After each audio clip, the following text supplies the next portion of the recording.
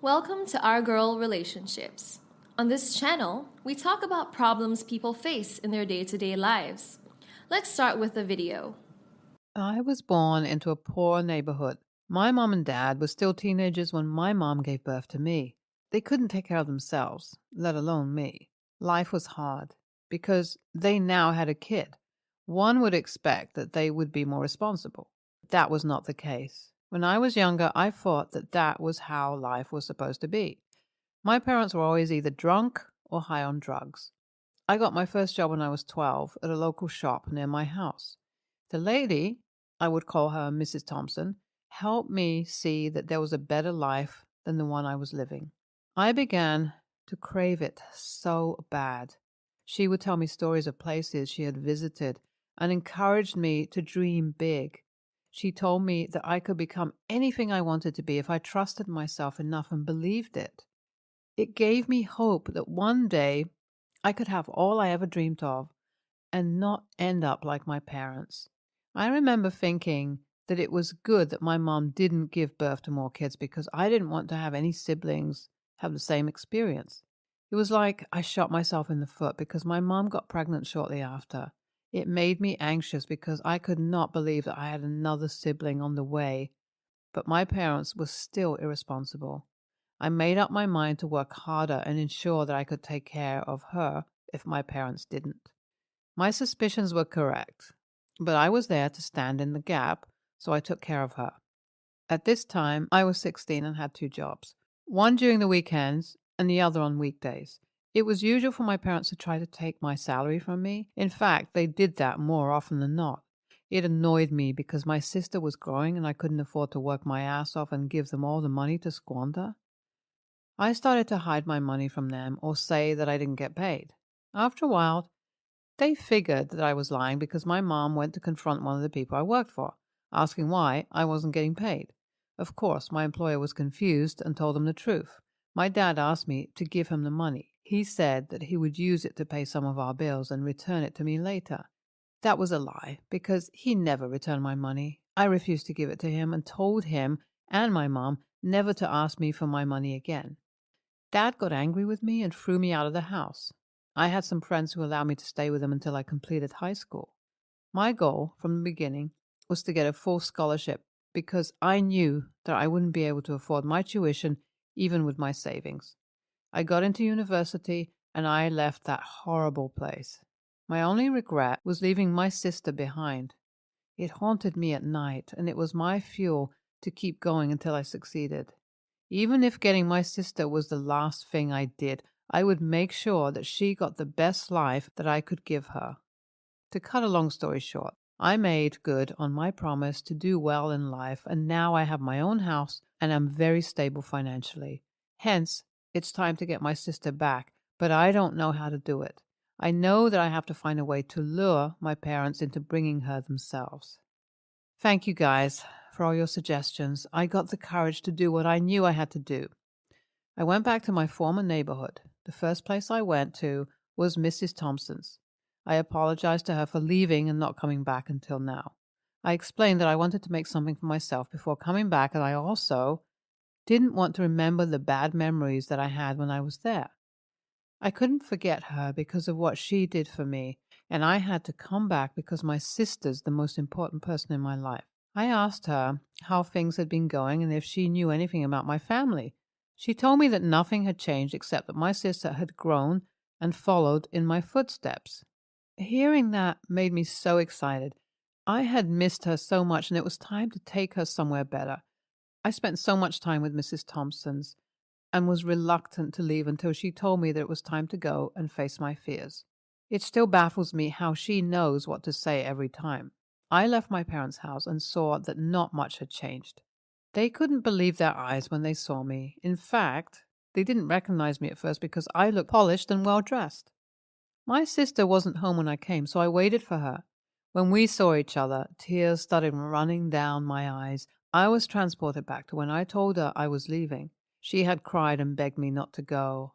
I promised that I was going to school, that I would find a way to better our lives, and that I would come back for her no matter what.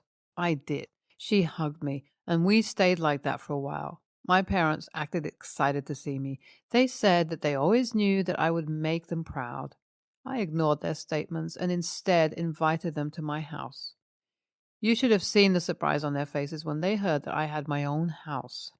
We agreed that I would come and pick them up with my sister during the weekend.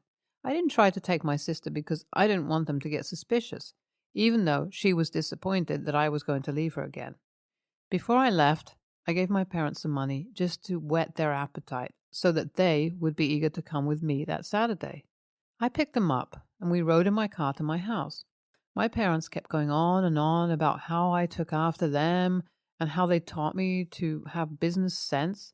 They said I only ended up better than them because I had more opportunities. That annoyed me. But I decided that I would not lose my cool because I had an end game that I had to win. When we arrived at my house, they were in awe. Mom asked me if I had a husband, and I replied negatively. She said she was surprised that I didn't have somebody to share my wealth with, but didn't have to worry because she and Dad were now around to help me. That was her way of telling me to get ready because they would extort some money from me. I knew her trick. She and my dad collected my money for years, so I wouldn't let them again. I was only playing it cool with them because of my sister. If it was left to me, I would never speak to them again in my life because they were miserable people. There was no remorse, and it seemed like they had some sort of amnesia because they never mentioned that Dad threw me out of the house, or that after I left, they didn't try to look for me. There is no need for me to deceive myself by believing that we could mend our relationship.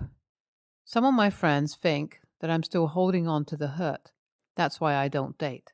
There may be some truth to that, but there's also the fact that I was too focused on trying to get financially stable that I didn't have time for relationships. I couldn't be as emotionally available as anyone in a relationship should be, so I decided to wait until I was ready to go into that phase of life. The rest of the evening went smoothly. I showed my sister and my parents around my house and then had dinner. There was nothing to discuss, so I played a movie to prevent the awkward silence. We all knew the elephant in the room, but nobody was ready to acknowledge it. Not once did they refer to the incident of years ago, nor did they try to come off as though they wanted any money. The plan was to take them back home that evening, but my mom commented about how she was just getting to my house and she wasn't ready to leave yet. She jokingly said that she actually didn't mind moving in with me. Dad also supported her statement. I knew they were not kidding, but I decided to let them enjoy the night and leave the battle brooding for later. The following day, they tried to do the same thing again, so they could stay longer at my house. To their surprise, I refused and gave them a piece of my mind. I told them everything I had been holding in for years. They were the most horrible parents anybody could ever have. Even after all they did to me, I thought they would come to their senses and treat my sister better or acknowledge that they did wrong. Instead, they avoided the conversation altogether, trying to come off as the best parents, which they were evidently not. I told them to leave my house and never come back because I didn't want anything to do with them. If they tried, I would report them to the police and tell them all they did to my sister and me. My sister was still a minor, so they wouldn't want to be reported to Child Protection Services. I said I would get legal custody of my sister, but wouldn't press charges if they cooperated. I put them in a tight corner, which I was going for. They left, still without any apology. It was a bittersweet moment, but so worth it. I finally got my sister away from these toxic people. NTA, I'm sorry you had to go through all that. It's a good thing you have your sister now. NTA, what irks me the most is that they tried to behave like they didn't know what they did to you. Instead of trying to amend the relationship, they wanted to live off you. Old habits die hard. Next story. Mother-in-law isn't very interested in my kids. 5 male and 3 female, which is fine. I'm not the type of person who expects free childcare or anything. A mother-in-law isn't very good with kids in general. When they were babies, her only interest was buying my daughter the most over-the-top pink girls' clothes, which I didn't like, and set a boundary, and then mother-in-law lost all interest. Mother-in-law was the star gymnast at the best school in the country for sport. When she was younger, she was told at 8 that she could probably go to the Olympics, which she didn't do because she didn't want to be homeschooled. But my point is, she is an amazing gymnast. She is still in very good shape and can do flips and handsprings. Her new passion is aerial yoga, so she is very flexible. Mother-in-law does like to climb on stuff and contort in weird positions. My kids took an interest about 6 months ago when she was casually doing back and handsprings in the yard. She said she would teach them, and I asked her not to, as she had no mats down, and I don't really trust her judgment, to be honest. Mother-in-law told me I sounded like her mom, which I didn't really appreciate because she was a crack addict. But whatever. A few months later, I asked mother-in-law to watch my kids for 5 minutes so I could use the bathroom. They were on a trampoline, and when I came back, she was trying to teach them to do flips on it, and she wasn't even giving real instructions. Just like, watch this. I snapped at her that we have strict rules for the trampoline. Mother-in-law told me millennial parents are annoying, got off the trampoline, and sulked. The final straw was yesterday when we saw her for a family birthday. She tried to get my 3-year-old, who isn't even a strong swimmer, still working on it, to do a handstand right at the edge of a dock because it made a better Instagram picture.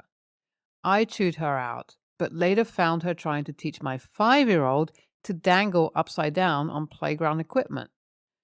I finally lost it and called her irresponsible, immature, and pointed out that she was a crap mother and isn't even close to either of her kids.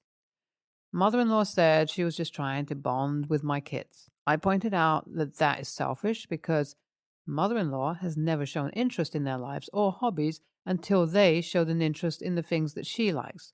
And I said if she can't bond without doing dangerous stuff, she is a crap grandmother as well. EH, a little ESH, posing kids for the gram is obnoxious. Having safety rules for a commercial trampoline makes sense. There's a reason those things are often completely banned by home insurance companies. The risks are high and expensive.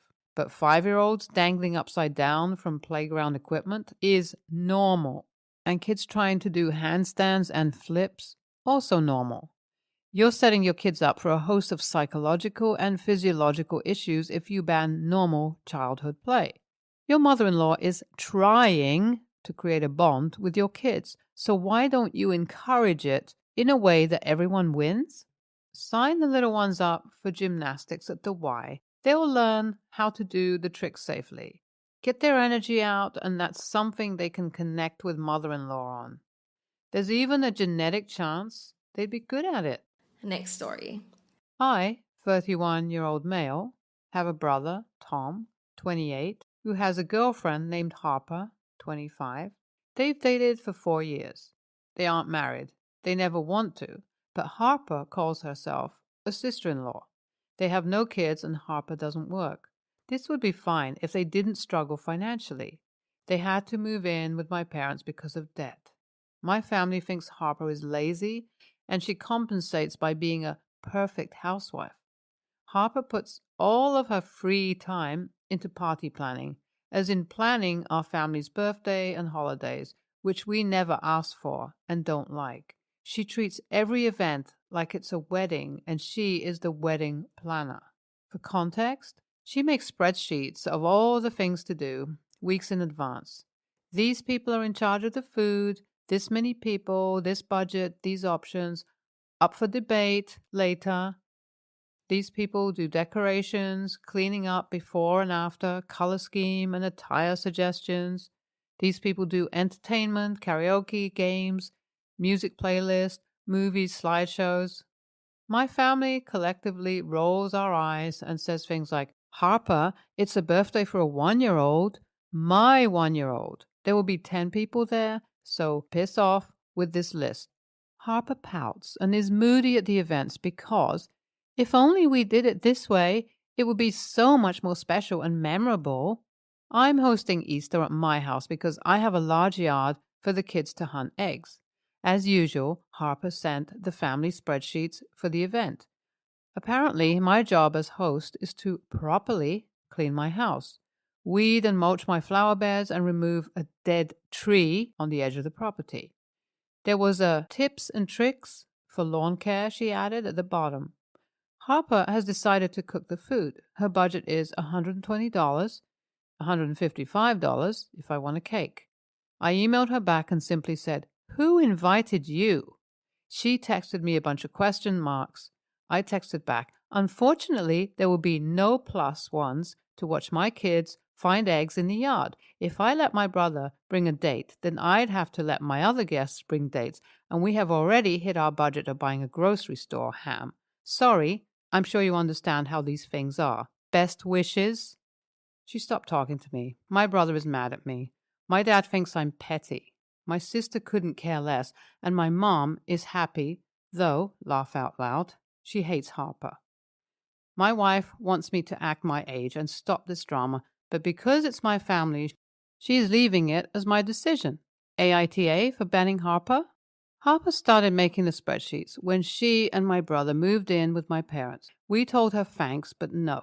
Every time we got together, she wanted to add a few $100s to it of our money. We firmly said no. No, holy shit, no means no. And she continues to give us passive-aggressive comments about not making our family moment special. I don't consider her family. No one does. Not even my brother. He doesn't want to marry her because this is just another girlfriend to him. Their relationship is toxic. I didn't mention it because that's not the problem right now. I'm rude to her. I admit it.